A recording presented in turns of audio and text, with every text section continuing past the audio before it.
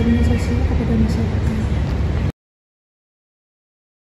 Terdapat beberapa pertanyaan yang kami ajukan kepada pihak BPJS. Yang pertama, bagaimana fasilitas kesehatan mengklaim kepada BPJS Kesehatan atas layanan kesehatan yang diberikan kepada peserta Jaminan Kesehatan Nasional JKN? Jenis layanan kesehatan apa saja yang ditanggung oleh BPJS? Sesuai dengan jawaban yang kami terima, JKN menganut pembayaran managed care dengan beberapa prosedur.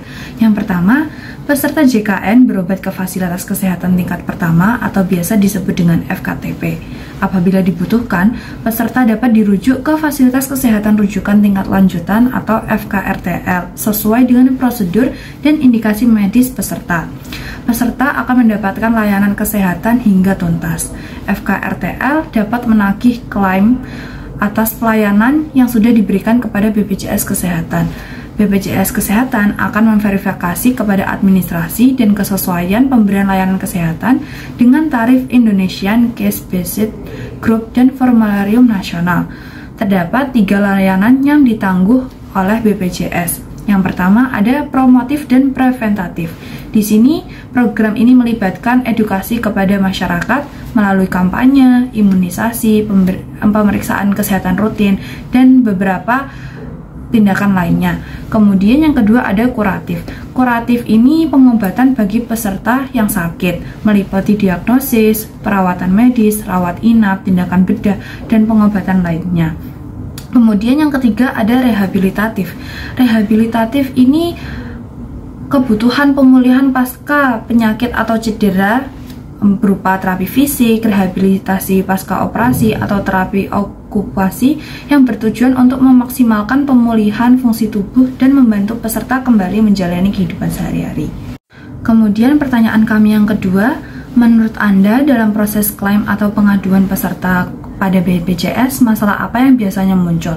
Nah, permasalahan yang biasanya muncul pada proses klaim itu ada di claim dispute.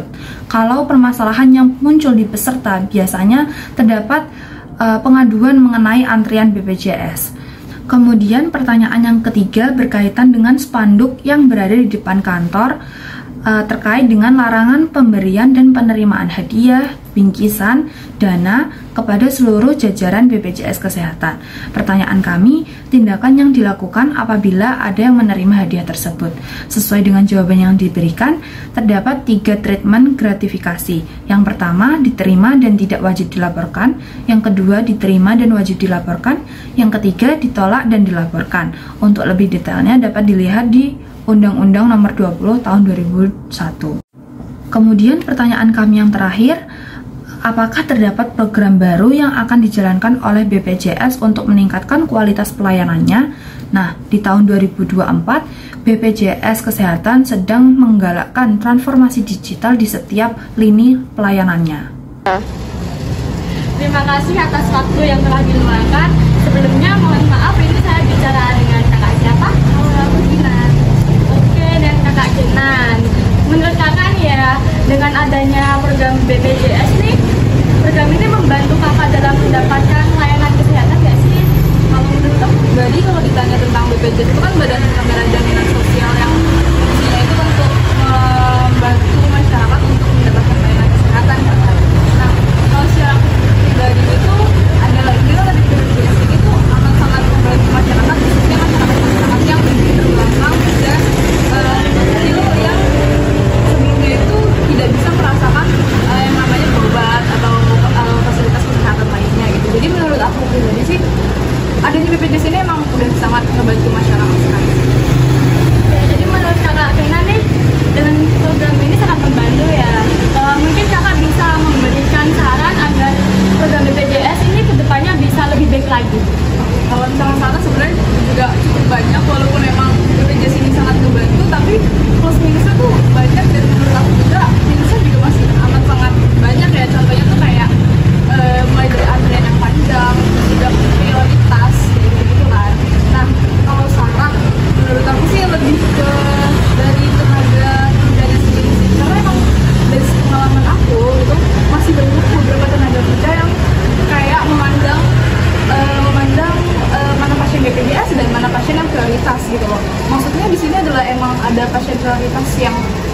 ngebayar pakai uang tanpa BPJS gitu. Tapi kalau misalkan emang pasien BPJS juga sebelumnya udah sakit duluan atau apa gitu, seharusnya emang bisa lebih cepat dilayani atau ditanggapi, bukannya kayak malah nanti dulu atau malah dipindah-pindahin ke vaskes lainnya gitu, karena itu malah bikin jadi memperburuk perawatan si pasien tersebut sih kalau menurut aku pribadi. Terus juga mulai dari antriannya ya, kadang antrian dari BPJS sendiri itu banyak banget dan emang jadi bikin si masyarakat itu tuh jadi lama mendapatkan perawatan gitu aja sih.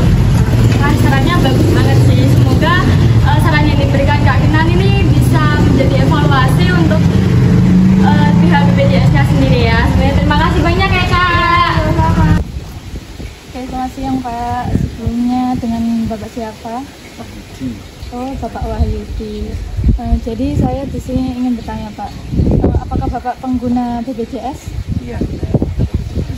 Kalau boleh tahu, kira-kira sudah berapa lama ya Pak menggunakan BPJS?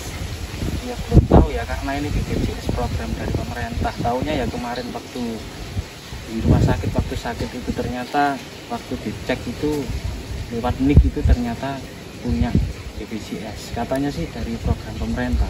Oh begitu ya, berarti sudah lumayan lama ya Pak ya? Ya. Bisa dibilang begitu ya. Oke. Selanjutnya sebelumnya atau Bapak pernah merasakan keluh kesah atau kesulitan saat di pelayanan? Alhamdulillah kemarin waktu di rumah sakit di Mojowarno Jombang itu pelayanannya bagus. Berarti aman ya Pak ya? Aman. Pelayanan. Oke, ini mungkin pertanyaan terakhir ya Pak. Bapak punya masukan atau saran nggak buat pelayan BPJS kedepannya kayak gimana? Mungkin bisa aja dulu gitu. Kalau kedepannya ya mudah-mudahan BPJS bisa memberi pelayanan yang lebih baik lagi, nggak membedakan antara yang pasien yang umum sama yang BPJS, mungkin pelayanannya sama, nggak membedakan lah istilahnya. Jadi harus disamakan gitu ya Pak, nggak Ya. boleh membeda-bedakan sama BPJS. Oke, terima kasih ya Pak atas waktunya. Sama-sama. Kesimpulan dari wawancara tentang BPJS menunjukkan bahwa BPJS memainkan peran penting dalam menyediakan akses jaminan kesehatan dan ketenagakerjaan bagi masyarakat Indonesia. Meski program ini memiliki tujuan mulia untuk memberikan perlindungan sosial bagi semua kalangan, masih terdapat beberapa tantangan yang perlu diatasi, seperti antrian pelayanan yang panjang, kurangnya pemahaman masyarakat tentang prosedur penggunaan BPJS, serta kualitas layanan yang bervariasi di berbagai fasilitas kesehatan. Namun secara umum, BPJS tetap dianggap sebagai langkah positif untuk memperluas akses kesehatan dan kesejahteraan bagi seluruh warga Indonesia. Halo guys, sekian dari kami, kita makan dulu ya.